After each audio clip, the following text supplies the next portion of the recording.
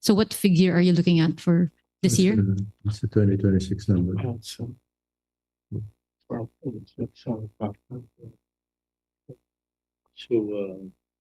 2026, 4.6 for growth, and then 2027 a strong recovery to 5.6, Yes. 5.9, 5.9%, 5.9.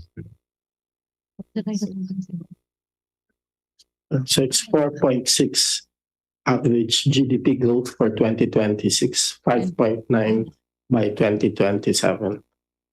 Very good growth potential. Okay. Okay. Governor, just to follow up to the nerdy response, to the nerdy response you gave, a question about Whose that. response was that? Yours. You said it was a nerdy. I just want to understand, Governor, in the recalibration. So this model that you're looking at, what does it exactly capture?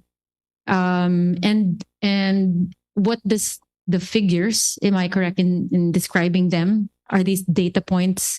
What do they tell you at the moment? If you could probably give us a comparison of where they were, maybe in Q4, and where they are at the moment in this time, because you said that you're seeing some green shoots in terms of confidence. What's my follow-up question? Basically that government, and what changed exactly? What could have pushed this change? Because I guess if you're going to ask the people, they're still waiting for convictions, people being held into account, which I think we're not seeing yet. Thank you. We try to measure confidence in terms of a few indicators, sentiment numbers, and then we collapsed those. We had three numbers before, no? We used three numbers, three indicators. We collapsed them into one. We just looked at the common movements in those three numbers. We stuck them into our investment equation in our macro model, and it gave us a number for Q4 that was higher than 4%. So we were surprised that it was so low in Q4. So now we're going back. We now have 6 indicators, more reliable than just the 3. And then we're gonna go back in history and estimate what the effect of those had been going back. And we expect to see a bigger effect. And then and it should more or less predict the 4% number the last time. And then it also should show that if confidence comes back, then we will have a boost to growth this year, starting maybe second half of this year. What changed is the variable that we use. What changed is the growth was lower than we thought. Giving you a better outlook. So what exactly changed in those data that you actually saw? Yeah, Are people now more willing to invest? Are people now more willing to spend their money because they're seeing, like you said, their confidence, your ability to regain the trust? We're seeing tentative signs of the return of confidence. What's the best evidence, Gov, that's there? What would be the best evidence that it's actually there? These tentative signs, if you could give just concrete, So thank you again for that question. Just to provide a nuance. So we're capturing the sentiment over a certain period of time. The governor has mentioned we're looking at several indicators. The purchasing managers index is a soft data. The confidence indices from the expectation surveys, both BES and CES, are there. We're looking at financial markets. We look at equities market and the exchange rate market. We are looking at other, aside from the survey-based, the news-based indicators to gauge sentiment based on news coverage, including policy uncertainty-related indices, things that we have discussed before. Now, those indices, those numbers there's a common factor, and this is what the governor is saying.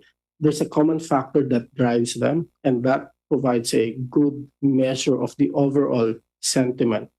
Now, if you look at what has happened since last year, that particular index uh, was better early part of the year in late 2024, and then we have some announcements on tariff to be imposed by the U.S. So it has come down, and then there was announcements on the infrastructure spending leakages. It continued to come down, and what we have observed is that by Q4 of last year, that index has further come down, and it usually takes about 2 or 3 quarters for it to have a full impact on investments. So there will be an impact for a couple of quarters. Now, the government has mentioned there are some early this year, we're looking at better equities market. The exchange rate is not as volatile as before. PMI numbers is a bit mixed. If you look at the confidence from the expectation survey, there could be some also tentative signs of recovery. And again, that could take time to have the full impact, but we expect that to improve the outlook by the second half of 2026. So that helps describe the outlook, how we look at some indicators and how we appreciate the outlook will be. How fast that tentative signs of sentiment, how big will those be? That will be part of our vigilance. But equally important, or even more important, will be the developments on inflation numbers, as the statement and as the governor has earlier mentioned. DG, maybe just to quickly add, the team also looked at the historical data where you had shocks before to confidence, and the data shows that as a rule, investment tends to bounce back very quickly. Maybe even after a quarter or so, that tends to recover quite quickly. So the thing is that maybe this episode is a little different, where the investment will take a little more time to recover, maybe 2 or 3 quarters. So that's been factored into the forecast, and a big part of the recovery for the second half also involves government spending getting back on track, and in terms of the fiscal spending targets for the year. And maybe the other point of surprise that we saw in the fourth quarter GDP data was also consumer spending, where we normally expect a strong seasonal component for fourth quarter consumer spending, and that was turned out to be a little weaker than we expected. So that's all. So I think if you look at the monetary policy report that we'll be publishing next week, I think we also have a discussion on some scenarios where domestic demand might be affected by weaker consumer spending as well. Thank you, Sir Dennis, and thank you, DG Zeno. Question. Good afternoon, Governor Ditas Lopez from Bloomberg. Governor, last week you were quoted when you seemed to suggest that monetary policy has its limits in terms of influencing growth. In the words, has its limits in terms of its limits. Has its limits. Has its limits. In terms of influencing growth. In the worst case scenario, when I hope it's not the case, but in the worst case scenario, when confidence doesn't return this year, are you going to pull the plug on more cuts, or is there any indicator that we should watch for when you can say, let's keep cutting or let's stop this, or we've done enough? Thank you, Go. As you know, our primary mandate is inflation. It's price stability, which means low inflation. So the first thing we look at is the inflation numbers. Now the inflation numbers affecting the inflation rate depends on how much room we have on the demand side. So if there's plenty of room, in other words, demand is much lower than what we call potential output.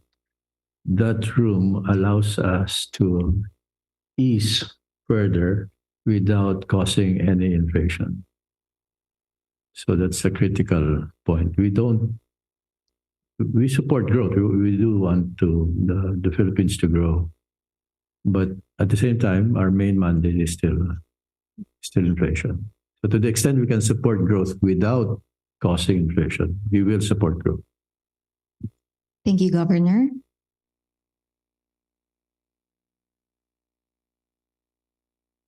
Governor, just to double down on that, should markets expect further rate cuts this year, or how much easing is still on the table? I would say we don't know. It depends very much on whether confidence comes back as soon as we expect. But that's a big if. Thank you, Governor. Next question. Governor, does this mean that we are slowly shifting to a more data-driven, like pause and assess type of model? We have been data-driven, but we haven't really taken seriously data on confidence because it wasn't so important in the past few years, and so we're data-driven, but we're also gathering more types of data that will help us understand what's going on at the moment. Gov, just a follow up. When it comes to confidence, especially with the ASEAN chairship this year, are we seeing that to have a huge impact on the confidence, especially when it comes to our investment confidence? What has a huge impact? Our ASEAN chairship this year, will it have a huge impact in investment? ASEAN check. Oh,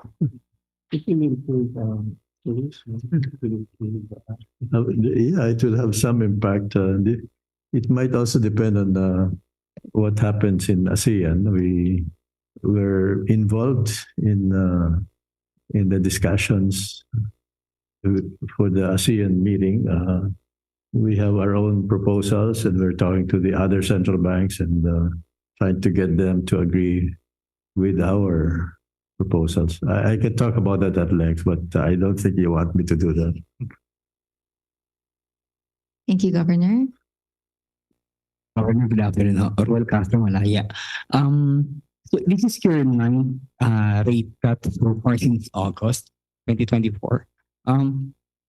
There's a concern that the rate cut has yet to be fully priced in by the real economy. So may we get your comment on how long it may take for the market to fully price in these rate cuts? Thank you.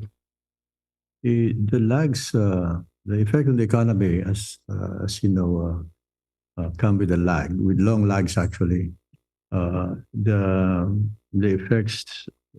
The effect of the rate cuts may take, I think, from between 1 year and 2 years. The lags are long. Thank you, Governor. Next question, please. Governor, good afternoon. Speaking of ASEAN, as the chair of the central bank governors of the region this year, I understand, I think you'll be meeting sometime in April, if I'm not mistaken. So what will be the priorities that you want to push through in terms of region-wide reforms or policies that you want to highlight during the meeting? We actually started meeting last year. We met with Bank Negara, was it November? Yeah. We had a whole day discussing with Bank Negara what their initiatives were that we could continue this year. And we also suggested what they could support in terms of our own initiatives. I think the meeting went very well. We were kind of modest in our proposals. They were more ambitious. They wanted our own initiatives to be bolder than we had anticipated. So that's a good sign. And then Bank Negara will help us talk to the other members of ASEAN. The governors are all good friends. So this is not a difficult thing to do. You can mention the three items that I mentioned. Yeah, I don't know if it's time. Zeno wants to mention the three initiatives that we want to push. Basically, they're about deepening our capital markets and then making it easy for payments across the region to take place, digital payments. And Gov, just a very quick follow-up to that. I think it's been pushed by the governors across the region to have an ASEAN-wide system where payment is more flawless and more flawless. So, Yeah. do you expect some significant achievements or milestones this year where you can finally roll out that kind of system that you're envisioning for the region? ASEAN is like 10 countries, 11 countries. Thank you. The initiatives will work first with a few, not with everybody. Some are more ready than others. So I think Malaysia, Philippines, Thailand, Indonesia, those initiatives can be quickly adopted. Then we'll work on the other members of ASEAN. Hi, Gov. Dre po from Bloomberg. Gov, typically your policy statements gives us a clue or an idea where the policy is heading in the next few months. In this case, it doesn't. So, why is that so? And is it fair to characterize that you're in a wait and see stance at this point? Thank you, Gov. No, absolutely. In December, we were much more certain of where the economy was going. We had a shock, and we thought we would recover from that shock fairly quickly. It didn't happen, so now we're less certain of where we want to go, where we would go, and it depends a lot more on the data that comes out. So the forward guidance is less clear now than it was. Thank you, Governor. Wait lang, follow up. Gov, you talked about a while ago of that space, of that room wherein you can support growth without spurring inflation. How much room do you have now to ease further? Yeah. It's called the output gap, by the way. If you wanna go to Perplexity and look it up, it's bigger now than it was in December. But how big is it? The picture makes it look very big, but It's much bigger and it's much bigger than we thought. Than we thought. But yeah. So you have space or room to ease. You're just waiting for to cut. You're just waiting for We're waiting for the gap to close. If confidence returns in a strong way, then that gap will close very quickly. Sir, same question but different reframing. No, let's go over because first you were asked a while ago why. Of course, it was noticeable in the statement, as Keisha mentioned, that you clearly dropped the words where you said you're nearing the end of your easing cycle, which could mean that you're probably just going to pause for now. But Governor, since you said that you're giving weight, growth has so much weight at the moment, and yet your growth forecast is better than what we saw last year. So does that lessen the pressure on the central bank to cut rates, given that the outlook for growth this year is at least rosier? Or are you saying that that growth forecast, which would actually require more easing on the part of the central bank to achieve that outlook?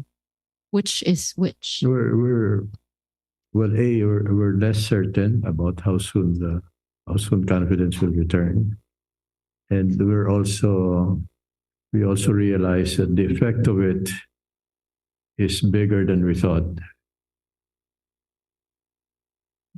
So you combine those two things, that makes us less certain of where the economy is heading in the next quarter or so.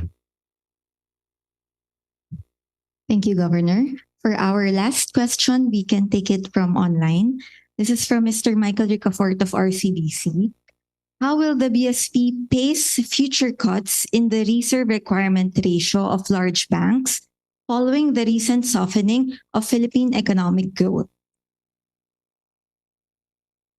The reserve requirement. How will the BSP? While you were asleep, we cut the reserve. We removed the reserve requirement on deposit substitutes and trust accounts. So you may not have noticed that we're already cutting the reserve requirement. It's not the big reserve requirement on the basic bank deposits, but we've cut the reserve requirement on the smaller deposits. Not small in size, but small as part of the balance sheet of banks. So it's happening. We think we could do more. It's just a matter of timing. It's just a matter of managing the liquidity. We have a big treasury security that's maturing this year, and so we have to take account of those things. Thank you very much, Governor. And this ends our Monetary Policy Stance press briefing. We would like to thank everyone, including those watching us live on Facebook, for their time and attention this afternoon. Maraming salamat po.